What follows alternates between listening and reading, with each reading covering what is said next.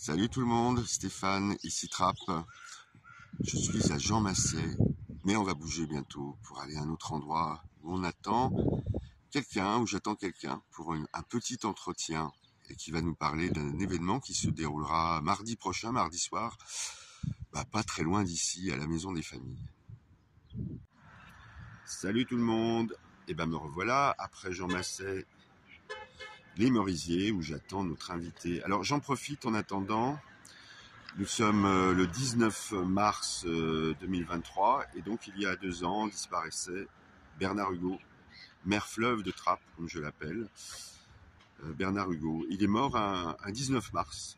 Il s'en est allé un 19 mars, qui est une date aussi assez symbolique et très forte, puisque c'est la date de commémoration des victimes des guerres coloniales qu'a choisi la France.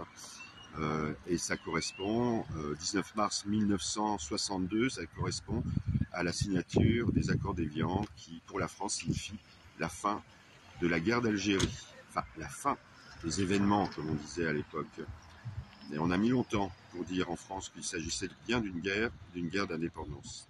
Voilà, allez, on se retrouve tout de suite, très vite, avec notre invité. Salut!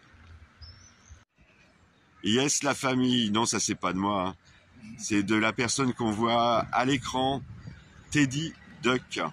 Alors Teddy, c'est un grand acteur quand même de la vie de Trappes. Alors il t'organise quoi? Le Cannes, la Cannes de Trappes, la Coupe d'Afrique des Nations de Trappes. Donc ça fait 3 ans et à l'issue de ça, bon, on a fait déjà des tournois. Mais aujourd'hui, voilà, c'est la Cannes que nous avons fait pendant 3 ans. Et là, le petit scoop, c'est que pour cette année, ça sera la Coupe du Monde de Trappes. Enfin, un mondial à Trappes. Wow. Cette année, c'est la Coupe du Monde comme ça. Toutes les communautés, je dis bien toutes les communautés pourraient être représentées à la Coupe du Monde de Trappes. Waouh, c'est génial. C'est un beau scoop quand même. Voilà. Et puis tu es animateur radio, tu animes Mud and Foot sur Marmite FM et puis aussi sur YouTube parce que tu as ta chaîne YouTube. Alors moi, je n'arrête pas de faire des éloges sur cette émission.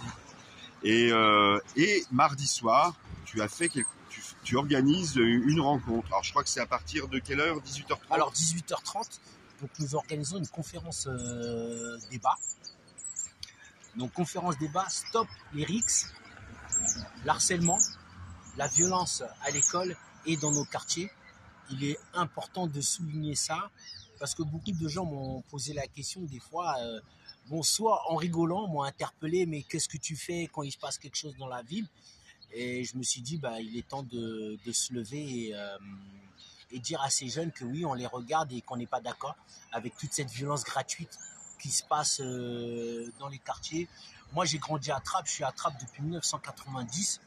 Il faut savoir qu'à Trappes, moi, je faisais tous les squares. J'allais de Jean Massé, j'allais voir mes frères les Mendy, j'allais à Georges de Sande, il y avait Lafouine, Romaric, Mohamed, j'allais à Camus, il y avait Ali et Abou, son petit frère, à Vallon, Léo Lagrange, Jean Massé avec les basketteurs. Donc, moi j'ai connu Trappes où je pouvais tourner dans tous les quartiers et moi je suis alarmé quand je vois qu'il y a des gamins, aujourd'hui ils ne peuvent plus faire le tour de Trappes comme on faisait.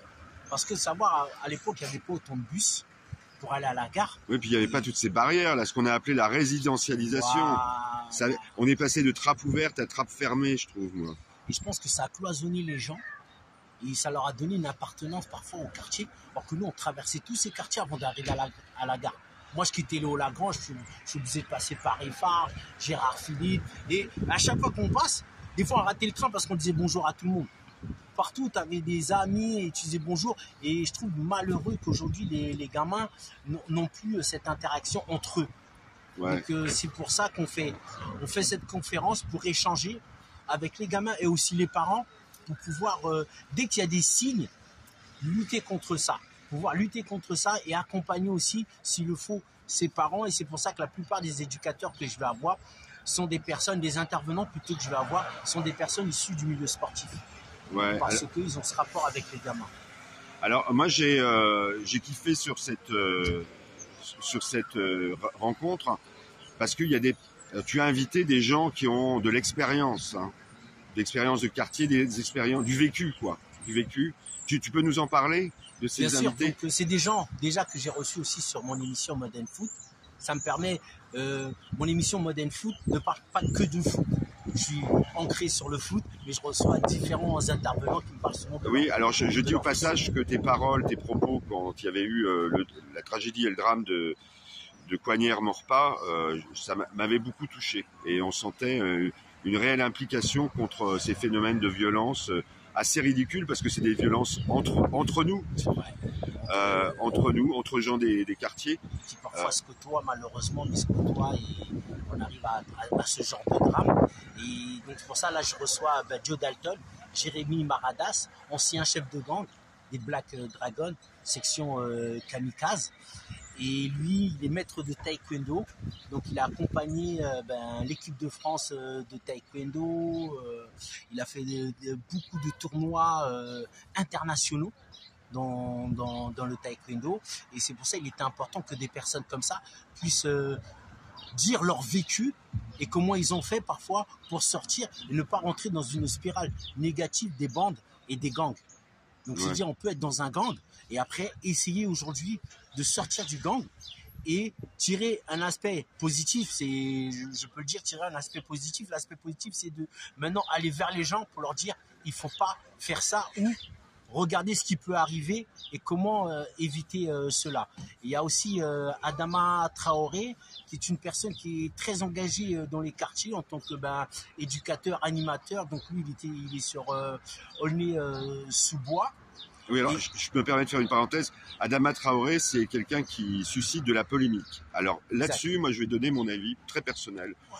Je pense que cette polémique est surfaite. Je pense que c'est un garçon très généreux qui essaye de s'engager pour les gens, tout simplement. Voilà. Ben, la preuve en est, c'est qu'aujourd'hui, Adama, il est grand acteur dans les quartiers populaires et il aide les familles en difficulté qui ont des problèmes avec leurs bailleurs. Donc, Oui, voilà. c'est ça que les gens oublient, c'est qu'à un moment, il y a des difficultés qu'on rencontre dans nos quartiers. Et c'est pour ça que j'invite des personnes comme ça. C'est que, à travers tout ce qu'ils font, il y a des retombées très, très négatives. Parce qu'il y a des parents, des fois, qui sont en difficulté sociale, qui ont du mal à payer leur loyer. Mais imaginez, quand un décès arrive, c'est que déjà, vous avez du mal à payer votre loyer et vous devez subvenir à un décès. Oui. Et si vous n'êtes pas bon de moyens, vous avez beaucoup de moyens, vous allez vous endetter pour un décès. Pourquoi? Parce que vous perdez un enfant de 14 ans. 14 ans qui est même pas, qui est à la fleur de l'âge, à l'apogée de son avenir, et vous le perdez à 14 ans. Donc, c'est des personnes comme ça qui vont pouvoir échanger. Oui, alors aussi, quand on est occidental, on oublie souvent un phénomène dans les quartiers. Quand il y a un décès, la dépouille mortelle est rapatriée dans le pays d'origine. Et ça engendre des frais. Et d'un pays à un autre, eh ben, il n'y a pas les mêmes facilités. Voilà. Et comme tu dis, énormément de frais. Donc, c'est pour ça que je me dis à un moment, non, on ne peut pas laisser nos gamins comme ça. On ne peut pas les laisser comme ça. Et des fois, on part toujours, oui, parce qu'on est de Trappes, parce qu'on est, je sais pas, Elancourt, parce qu'on est de la Verrière. Non, parce qu'on est de Coignères. C'est ridicule. Et la preuve, c'est qu'il y a Jawad qui va intervenir. Jawad qui aujourd'hui, directeur sportif de l'école de Trappes Taekwondo, et qui forme des champions. C'est que Jawad risque de nous présenter pratiquement entre 6 à 4 athlètes qui risquent de participer aux Jeux Olympiques 2024 qui vont se dérouler Du club de Trappes. France. Hein. Donc voilà, le club de Trappes, c'est pour vous dire, voilà, c'est qu'on peut sortir des choses très très positives dans nos quartiers, mais il faut essayer d'endiguer un peu cette spirale négative de ces qui gangrènent les quartiers malheureusement et qui nous mènent à des drames. Alors tu as parlé de Jawad, Adama, et je crois qu'il y a une troisième personne aussi. Jawad et Joe Dalton. Ah oui, Joe Dalton, oui, Joe Dalton. Et il y aura aussi d'autres intervenants, il y a des élus qui doivent être là, qui seront là, et il y a aussi Neila qui est sur le quartier Jean Massé. Oui, que je salue au passage, qui a fait un film d'ailleurs assez intéressant. Exact. Et qui va faire partie aussi des intervenants pour raconter un peu son vécu, comment elle vit, comment elle essaie de sensibiliser les gamins. Et c'est pour ça qu'elle a fait un superbe film, documentaire qui explique un peu la vie dans dans nos quartiers. Et je pense qu'il est important de faire de ce type d'actes et de ne pas rester recoquillé sur nous-mêmes. Et surtout, des fois, bon, on nous stigmatise de trop. Ouais, bah écoute, merci Teddy. Alors, je vous invite à rejoindre cette rencontre. Donc, c'est à la Maison des Familles, mardi soir à partir de 18h30. Voilà. 18h30, Et alors, attends, je peux pas te laisser parce que là, depuis le début, je filme ta casquette BOM. Alors là, c'est du rap, hein, c'est ça? Voilà, c'est du rap et BOM répond à cette problématique puisque BOM, c'est Banlieue Ouest Mafia, même si Mafia, mais dans Mafia qui veut dire la famille. C'est un projet qui réunit tous les rappeurs du 78. C'est-à-dire que ce projet nous permet aujourd'hui de partir de Trappes, les Mureaux, Mantes-la-Jolie, Chanteloup-Lévis, Noisy, Bailly, Coignères, Elancourt. Donc il regroupe vraiment tous les artistes et c'est pour ça qu'il y a ce message on peut faire des trucs positifs ensemble. Et il y a le premier single qui est déjà sorti, On Arrive Gang, que vous allez pouvoir... j'adore. Enfin, moi, je l'ai écouté plusieurs fois. Je le diffuse régulièrement, j'adore. Merci beaucoup. Et voilà, donc c'est pour vous dire qu'on peut faire des choses sans être dans l'affrontement violent.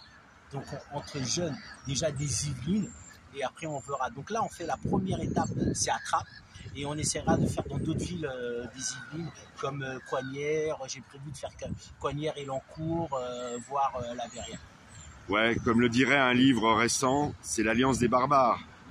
Voilà, on va dire barbare, je sais pas. Mais... Barbare, oui, non, enfin, barbare par rapport à l'image que certains voudraient envoyer sur les voilà, gens des quartiers. Voilà. Exactement, sur ce que les gens veulent faire véhiculer dans nos quartiers. Alors qu'on se rend compte, des fois on se connaît tous. Et c'est pour ça que, comme je disais, j'invite des personnes qui ont un rapport avec le sport. Parce que le sport emmène une certaine cohésion. Oui. Une certaine cohésion sociale. Et peu importe ses origines, peu importe, on peut être un grand champion.